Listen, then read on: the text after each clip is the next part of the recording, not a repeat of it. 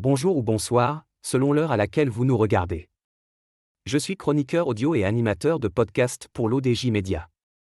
Aujourd'hui, je vous lis fidèlement et intégralement, mot pour mot, une chronique rédigée par Ajar Dehan. Un texte incisif et stratégique sur le soutien officiel du Portugal au plan marocain d'autonomie pour le Sahara. Installez-vous, l'actualité géopolitique est en mouvement. Chaque jour qui passe semble donner raison au Maroc. Après la Macédoine du Nord en début de semaine, c'est au tour du Portugal, membre fondateur de l'Union européenne et acteur influent sur la scène diplomatique, de déclarer officiellement son soutien au plan d'autonomie proposé par le Royaume du Maroc pour mettre fin au conflit du Sahara. Lors d'une déclaration conjointe publiée à l'issue d'une rencontre de haut niveau entre responsables portugais et marocains, Lisbonne a affirmé son plein soutien à l'initiative marocaine d'autonomie comme la base la plus sérieuse, crédible et constructive pour le règlement de ce différend régional. L'auteur poursuit avec un éclairage sur la portée stratégique de cette prise de position européenne. Ce soutien clair et explicite de la République portugaise s'inscrit dans une dynamique diplomatique accélérée, de plus en plus de pays reconnaissent le réalisme et la viabilité du plan marocain d'autonomie, présenté en 2007 aux Nations Unies. À l'image de l'Espagne, de l'Allemagne, des Pays-Bas, ou encore de la Roumanie, le Portugal tourne ainsi le dos aux thèses séparatistes qui continuent d'alimenter l'immobilisme au sein de certaines chancelleries. Le signal est d'autant plus fort que le Portugal, voisin atlantique et ami historique du Maroc, entretient des relations solides avec Alger.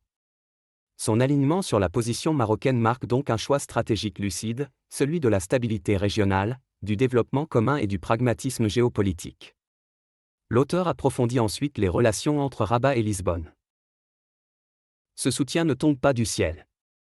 Depuis plusieurs années, les relations maroco-portugaises connaissent un renouveau politique, économique et culturel.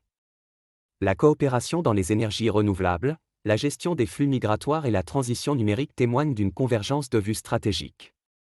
L'appui de Lisbonne à la marocanité du Sahara renforce encore davantage cette alliance naturelle, au moment où les deux pays se préparent ensemble, avec l'Espagne, à organiser la Coupe du Monde 2030.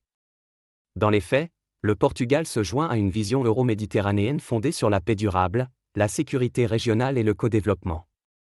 En reconnaissant le plan d'autonomie marocain comme seule base réaliste, Lisbonne pousse aussi Bruxelles à dépasser l'ambiguïté diplomatique dans laquelle elle s'est longtemps enfermée. L'auteur analyse maintenant la portée régionale de ce réalignement. Pour Alger et ses relais diplomatiques, le réveil doit être douloureux. L'axe Rabat-Lisbonne ajoute une pierre à l'édifice international de soutien croissant à la solution marocaine. La multiplication des soutiens officiels, de Washington à Bucarest, de Dakar à Belgrade, isole de plus en plus la thèse séparatiste portée par le Polisario et son parrain algérien. L'heure n'est plus au rêve d'indépendance fictive, mais à des solutions concrètes. Et la proposition marocaine d'autonomie, sous souveraineté nationale mais avec des garanties démocratiques et culturelles reconnues, apparaît désormais comme l'option la plus sérieuse, y compris aux yeux des partenaires européens. L'auteur revient maintenant sur le moteur principal de cette stratégie réussie, la diplomatie marocaine. Le succès diplomatique enregistré par le Maroc n'est pas le fruit du hasard. Sous l'impulsion de Sa Majesté le roi Mohamed VI, la diplomatie marocaine a su conjuguer constance, ouverture et fermeté sur ses fondamentaux.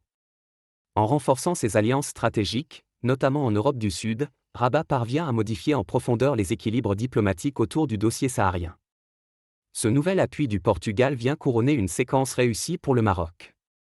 Chaque nouvelle voix qui s'élève pour soutenir le plan d'autonomie est un pas de plus vers une reconnaissance internationale de fait de la souveraineté marocaine sur ses provinces sahariennes. L'auteur conclut avec une perspective sur l'évolution possible du dossier. L'adhésion du Portugal au plan d'autonomie marocain confirme que la solution portée par Rabat gagne du terrain, y compris dans des pays traditionnellement prudents. En choisissant la voie du réalisme, Lisbonne rejoint une coalition de pays convaincus que seul un compromis crédible peut mettre fin à ce conflit artificiellement prolongé. À l'Est, où le soutien au séparatisme reste encore vivace, le sommeil ne peut être paisible. Car l'histoire est en marche et elle semble prendre le chemin du Sud, celui du Maroc et de ses alliés. Merci d'avoir suivi cette lecture fidèle, mot pour mot, d'une chronique signée Ajar Dehan, pour l'ODJ Média. Chaque mot, chaque phrase a été respectée dans son intégrité, par devoir envers l'autrice et par respect du droit d'auteur. On se retrouve très bientôt pour une nouvelle chronique, au cœur des enjeux du Maroc et du monde. Merci de votre attention, et à très bientôt sur l'ODJ.